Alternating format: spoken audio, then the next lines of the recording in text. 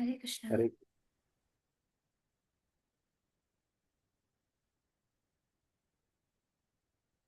So yesterday we were on Adhyay 1, Shlok 15, and as usual, I couldn't pay attention to time, and uh, I don't know up to what time whatever I explained was audible. So we will continue 15 and then further. Now, before that, let us pray. I have not prayed today. वसुदेवसुतं देवं कंसचाणूरमर्दनं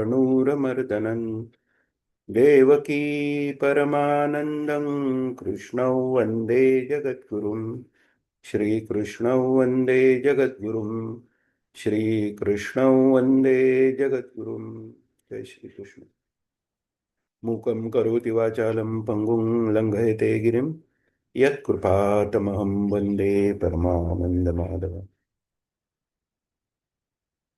So, before going to Shlok 15 again, just couple of things. See, Gita is,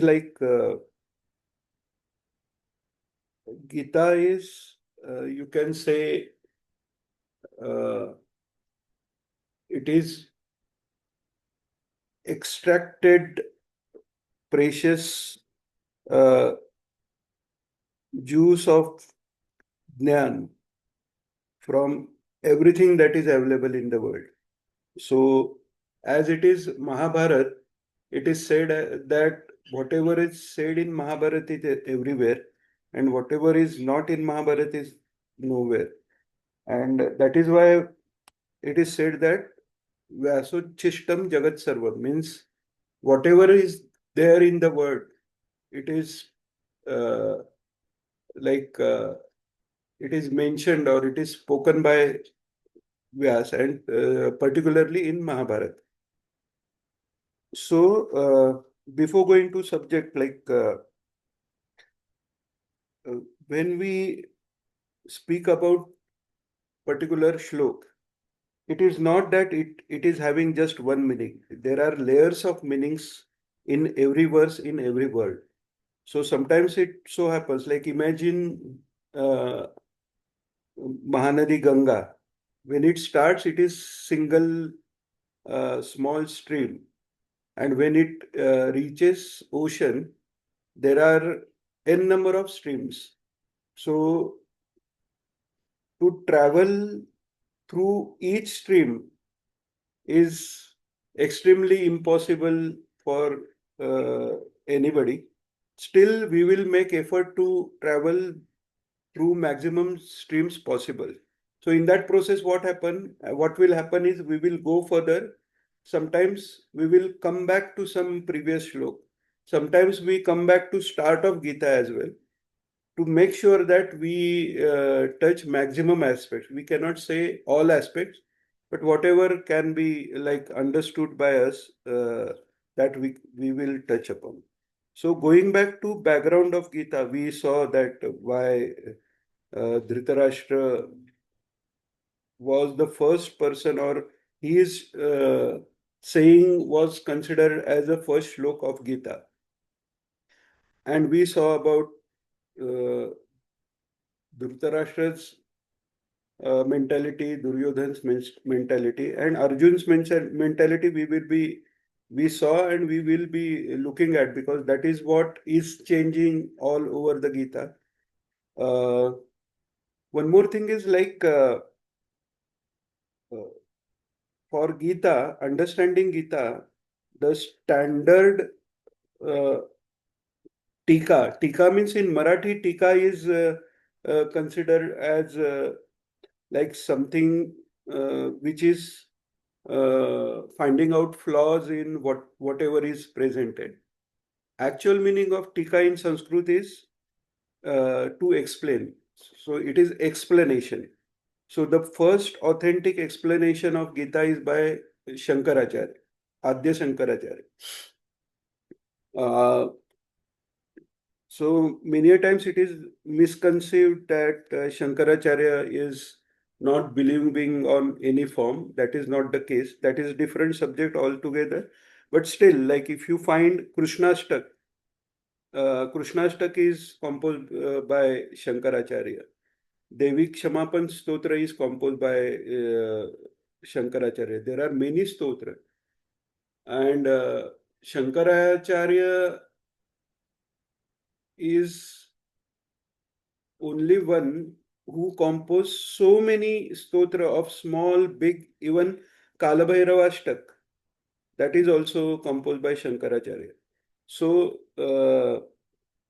when person reaches at the level where he actually knows, he know Sagun Nirgun means Satchidananda taking form and attributes. Guna is attributes, and without any attribute, it is one and the same, and it is beyond that as well. So, the reason I mentioned Shankaracharya because uh, even Gnaneshwar Maharaj, when he like actually he didn't wrote, he told like he explained Gita in Prakrut and somebody else wrote it. So initial part of Gnaneshwar Maharaj, actual name of Gnaneshwari is Bhavartha Deepika. We will come to that also. So Gnaneshwar Maharaj mentions that Bhashyakara te Vata Pusato. So what does that mean? Bhashyakar means Shankaracharya. Gita Bhashya, the one who has composed Gita Bhashya or wrote Gita Bhashya or uh, ex- explained Gita authentically, that is one is Bhashyakar. Bhashya is Gita Bhashya, and the one who has created it is Shankaracharya. So even Gnaneshwar Maharaj says that I refer to Shankaracharya. Now, having said that, even after Gnaneshwar Maharaj has clearly mentioned that there are many people who have got confusion about that. Even very advanced stage sadhak have confusion in that. In their books, they have mentioned that Gnaneshwar Maharaj has explained Gita very well. Shankaracharya couldn't do that.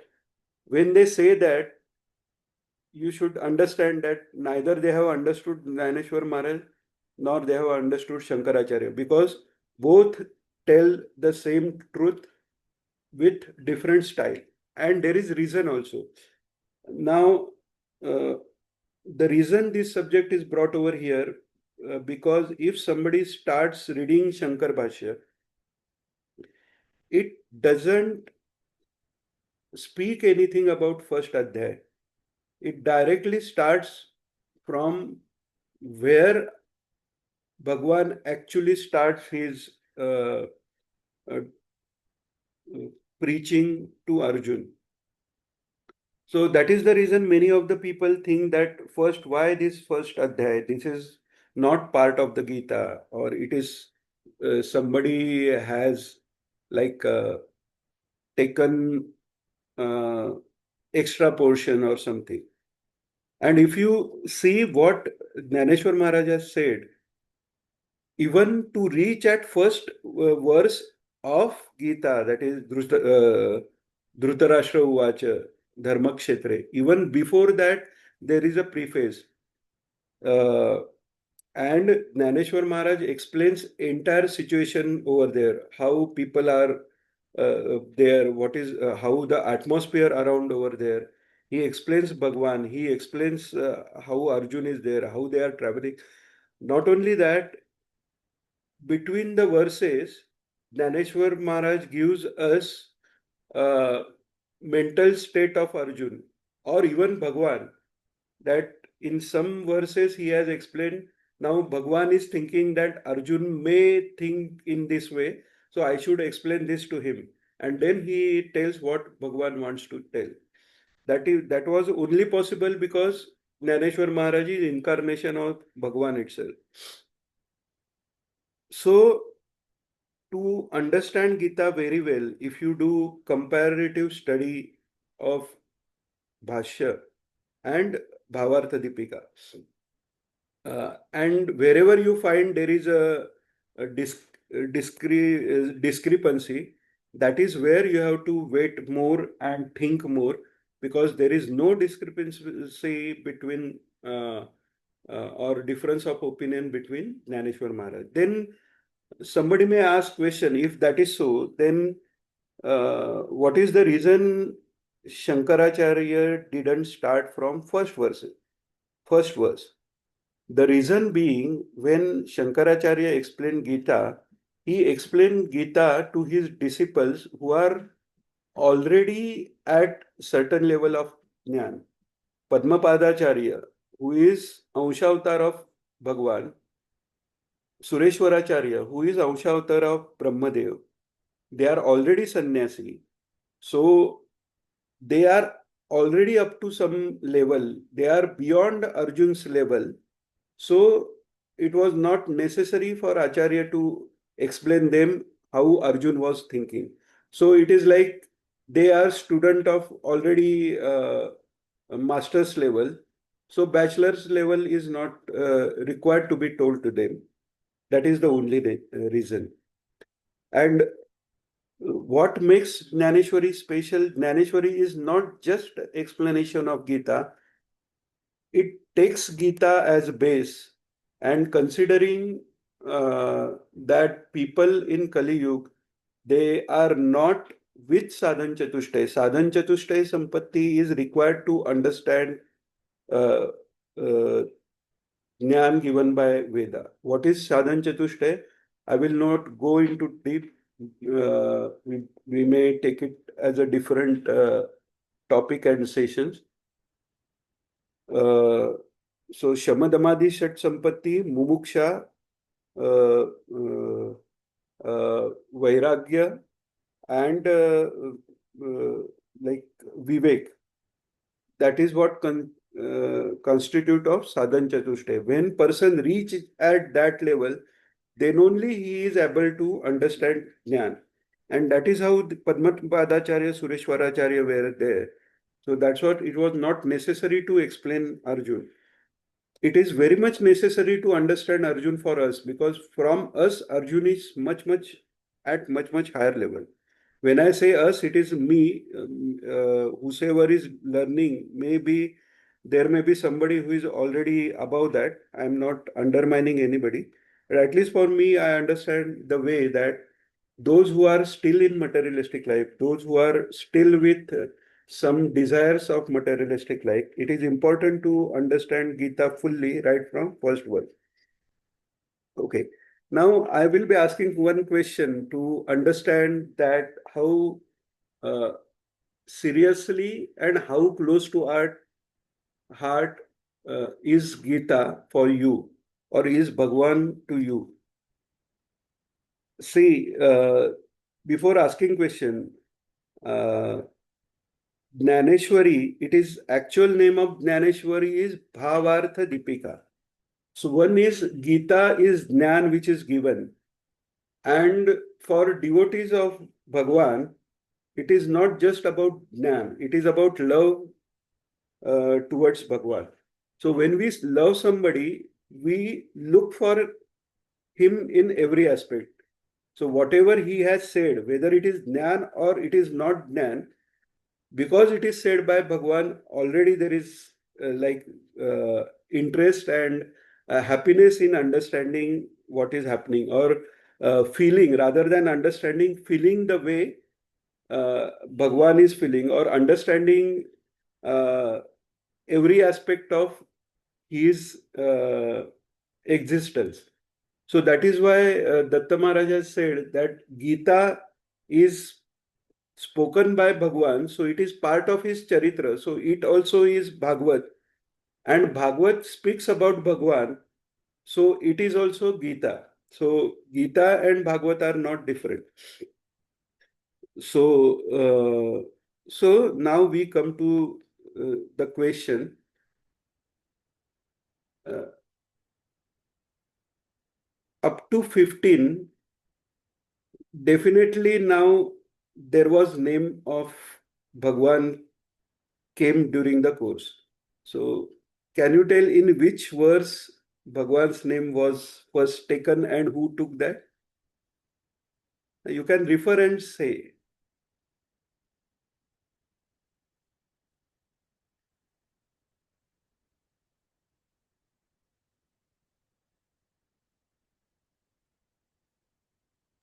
In the previous shlok, it was Madhava. In the Perfect. 14th, yeah. Perfect. So uh, the this question was to not for like checking on anybody. It was for indicating same thing. Jnaneshwar Maharaj explained Gita as Bhavartha Deepika. So more than Jnan, Bhav is given important because Bhava Sakti, there is one stotra in Datta Sampradaya, which is composed by Vasudevananda Saraswati Swami Maharaj. So in that, uh, he pray for all beings that everybody should get dharme pritim, sanmatim, deva bhaktim, satsangaptim, dehi, bhuktim cha muktim. And then he asks for bhava saktim. Bhava saktim is nothing but unconditional, without any disturbance, love with Bhagwan, Krishna. So that bhava sakti comes after mukti. So it is beyond mukti, it is pancham purushartha, like yesterday we saw. So that bhav is nothing but love, and it is unconditional love. The definition of bhakti, which is given in Narad Bhakti Sutra, Naradiya Bhakti Sutra is the most authentic reference book for this bhakti. So in Narad Bhakti Sutra also, initially Narad, Bhagwan Narad gave definition of Bhakti by Shandilya, definition of Bhakti by Parasharya means Vedavyas. Then after that, he gives his own definition of Bhakti. And what is that? It He says that being always concerned or thinking of uh, sukha, happiness, happiness and comfort of Bhagwan. That is one uh, like uh, definition of bhakti. And second is in uh, absence of his smaran or having parama vyakulata. Param vyakulata means it is like getting so intensely uh, like somebody has not drunk water for 1 week, then how he will be desiring or how intensely he will want water. So that is what is Vyakulta. So Parama Vyakulta. These two are the indications of real bhakti. And after saying that, still Maharshi Narad, Devarshi Narad was not satisfied by that definition. Generally, any such reference books or grantha, they don't mention anybody's name because these reference books should be like uh, without any reference of time or person. Still, Narad refers to somebody. Who are they? Gopis. So in next verse he says, Bhakti, this is the definition of Bhakti, and it is like Gopika. So what Bhakti Gopika had, that Bhakti or what Bhav Gopika had, that is called as Bhakti. So that with this, it becomes very important to have that Bhav. So Gita is uh, not just Jnana in the way Jnana is perceived. Actual Jnana, actual happiness, everything is, if it is convert, even Sat, Chit, Ananda. These are three words, but these three words uh, converge to only single word, that is love. And real love is towards God only. Everything else is just desire. So the reason of explaining this too deep, because the way Jnaneshwar Maharaj has explained Gita in Jnaneshwari, all the time he is with that love, with that bhav, and that is why it is called as Bhavartha Deepika. So that bhav we should have, how Bhagwan might have stood, how Arjun is there, how is surrounding, how Arjun is feeling, how Bhagwan is feeling, and how is that transaction. Once you go into that environment, then you will be able to pick the details which are not said between the lines, as we say. So we have to start picking between the line. First, first time when Sanjaya said Madhav, so that was, uh, I think, 8 or where it is.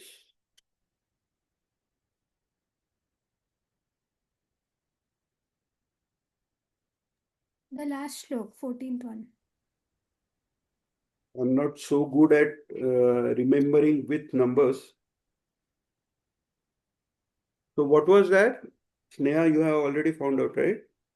Yeah. Tatash, Which shlok? 14th. ततः श्वेते हये युक्ते Sorry? 14th shlok, 14th. Yeah, 14. Madhava Pandavaschaiva. So once that name Madhav comes, so these are not just names. Each name, even in Vishnu Sahasranam, Maharaj has explained this in his discourses that these names are Gaun. Gaun doesn't mean the way in Marathi we consider. In Marathi, Gaun is little bit of low standard. That is not actual meaning. Gaun is the uh, thing which uh, mentions gun. So when Bhagwan is Sagun, we should remember his gun as well. So each name of Bhagwan indicates some gun of Bhagwan. So at a time Bhagwan is Nirgun, and when he becomes Sagun, those guns are also explained in some of them are also explained in 16th Adhyay as a Daivi Sampada. And if you want to understand Bhagwan more, if you analyze each word in Vishnu Sahasranam, now Bhagwan Shankaracharya has also have commentary on Vishnu Sahasranam. So what is origin of each name he has mentioned. So there is no Bhakt greater than him. Shankaracharya is avatar of Shankar. So Bhagwan Shankar is the best or like the highest devotee of uh, Bhagwan apart from gopis. So that is why he came as Hanuman, because he came as in Vanar Yoni because he didn't want to waste any time for cooking or for shelter, anything. He could live below tree or on the tree. He could eat fruits, and then entire time he could devote to Bhagwan. So, first of all, whenever Bhagwan's name come, the way you perceive Bhagwan, Sagun Rupa Bhagwan in your mind, that should come in front of you. So that will help you a lot. So wherever Bhagwan comes, uh, automatically smile comes because uh, we remember the Bhagwan. And in that, all these names, as I have told you, all Vishnu Sahasranam, for each name there is a story. For each name there is a quality attached. So when we say Madhava, Madhava is the one who killed Madhu Daitya. And Madhava is somebody who is very sweet. in both the cases, both the qualities are of Bhagwan. So, Madhura Adhipate Akhilam Madhuram. So, just it is said that like for about Jnaneshwari, Namdev Maharaj has written in uh, uh, appreciation of Jnaneshwari, Ekatari Ovi Anubhavavi. Means Jnaneshwari is such a powerful grantha that even if you can experience one Ovi, first is understand. And real Jnana is not about just understanding verbally, it is about experiencing. Because Jnana is love and love is Jnana. Even those who go by Jnana Marga, Datta Maharaj says in explanation of Vivek Chudamani, which is highly technical Jnana oriented granth by Shankaracharya, he says those who constantly think of Satchidananda, that is also bhakti, just that it is bhakti of Nirgun Nirvikar. And that is why on in 12th Adhyay, when Arjun asks that uh, among your bhakta or between your bhakta who are Sagun, Upasak of Sagun and Nirgun who are closer to you. So many a times or in many places you will find that answer of Bhagwan is interpreted as if Sagun Bhakta are closer to me, and it is not. Bhagwan just says, those who are yukta to me are like those who are constantly attached to me are my closer Bhakta. And then just he says that Nirgun Bhakti, Avyakta, because apprehending Avyakta is not possible, it is difficult way. So he says that Sagun is easier way and he doesn't discard the Nirgun Bhakta. Just that he puts one more condition just for you not to go away from the path because it is kleshodikattaras tesham. Okay, we will explain that when we reach at 12th Adhyay. So whosoever thinks of or is constantly in touch with Bhagwan, whether in Nirgun or Sagun, uh, he is Bhakta only.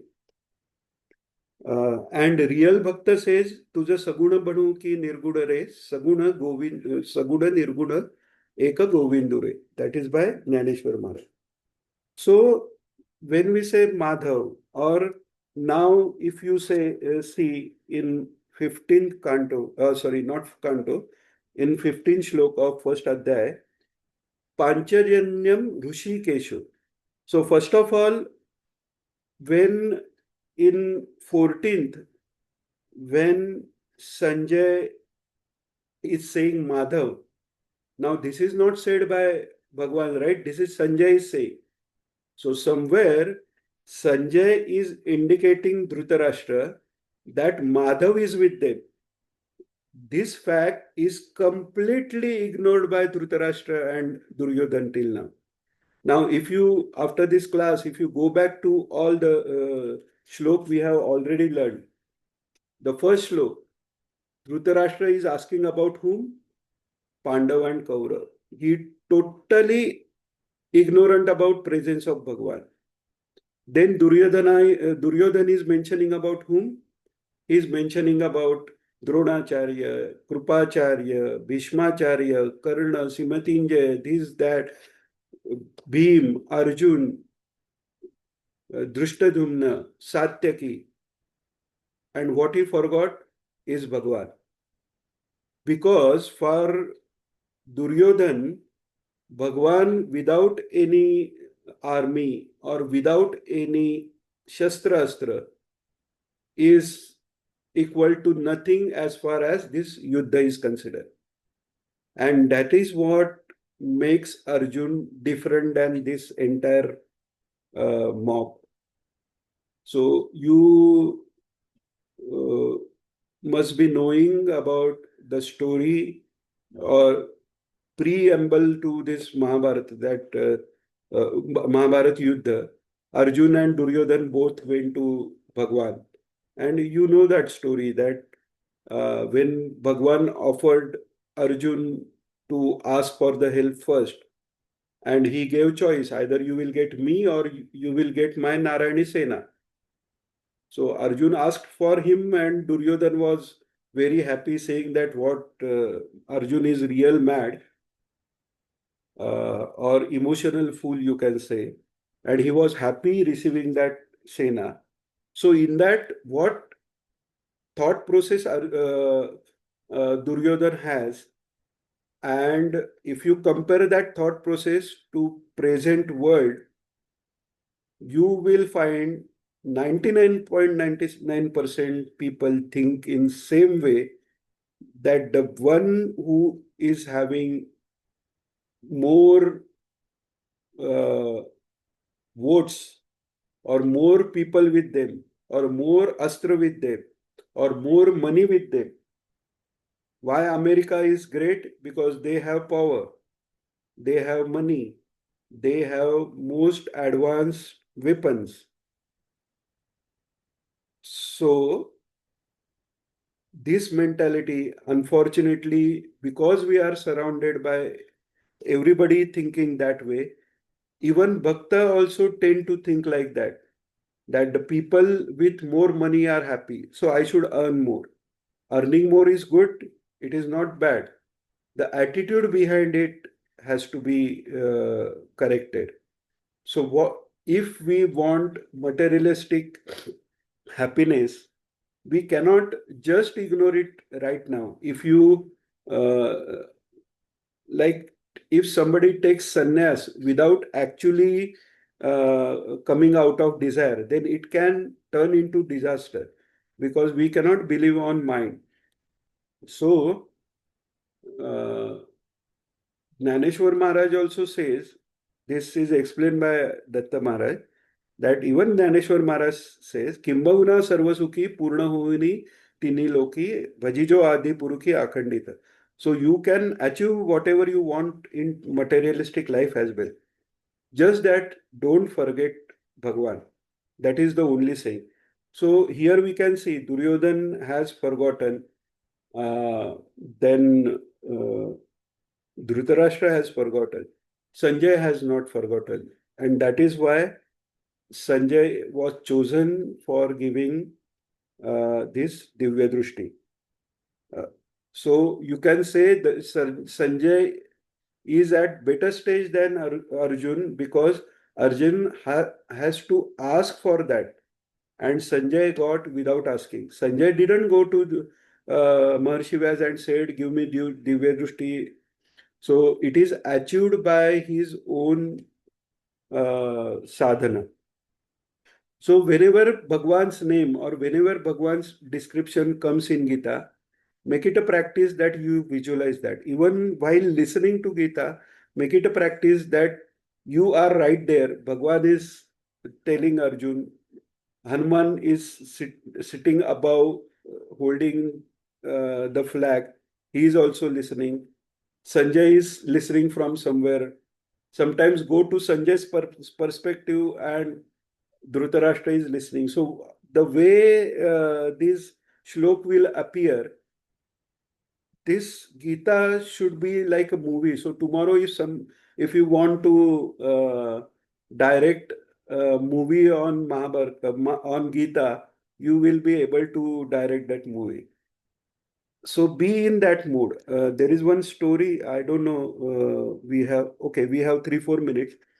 Govind Giriji has explained one story that Chaitanya Mahaprabhu, along with his disciples, had visited some place. And while going to that temple, one of the disciples found that one person is reading Gita and he is making a lot of grammatical mistakes. So uh, he tells him, "You are not reciting Gita the way it has to be recited." So he becomes, and this is very, right, this is Namaprad. You are not, the meaning of the words are changing. So You should read it in proper way. Now that poor fool fellow, he didn't have understanding of Sanskrit. Neither he had somebody to guide. So next day he is just sitting in front of Geeta and crying. And then this uh, uh, they are offering bhog to Bhagwan, and Bhagwan not accepting, and the altar of Bhagwan, it is having the tears. And then Chaitanya Mahaprabhu asked what happens. So he said, my bhakta is not happy, so I am not happy. So immediately he asked that, has anybody insulted anybody? Has anybody spoke in certain way to anybody who is bhakta? So this disciple tells that this is what has happened. So Chaitanya Mahaprabhu brings that book to that particular devotee who was crying over there. So Chaitanya Mahaprabhu asked him that when you read Gita, what do you understand? So he says, I don't understand anything, but whenever I read, I see Bhagwan standing and he's like telling this verses to Arjuna, and then I automatically go into that mood. I don't understand a single word of Gita. So then Bhagwan Chaitanya Mahaprabhu says, he has understood real Gita. So be in that bhav, be in that mood that we are right there in that battlefield. Bhagwan is saying, you can imagine how Bhagwan is looking, how Arjun is there, and take like all that ras, all that bhav. And when that bhav goes inside you, automatically the meanings will start revealing for you. So, having said that, today we have not spoken anything or hardly anything about the verses.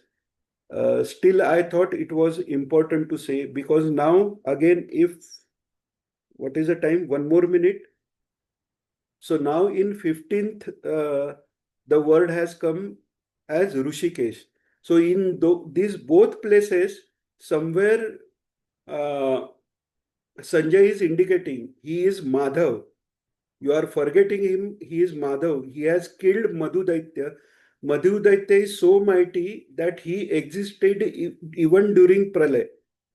So that is how mighty he was. That is so strong ego was there that even during Pralay he existed. So imagine Dhritarashtra, he is there, so he is going to kill all of your sons. It is said that in Mahabharata, before, in description of Yuddha, it is said that when Bhagwan entered in that battlefield, just by his drushti,